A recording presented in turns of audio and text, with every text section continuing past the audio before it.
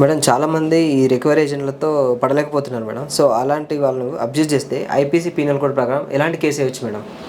డెఫినెట్గా recovery agents మీ ఇంటికి వచ్చి మిమ్మల్ని మెంటల్గా కానీ ఫిజికల్గా కానీ అబ్యూస్ చేయడము, మాటలతో మిమ్మల్ని వేధించడము, ఇండైరెక్ట్గా మిమ్మల్ని అబ్యూస్ చేయడము.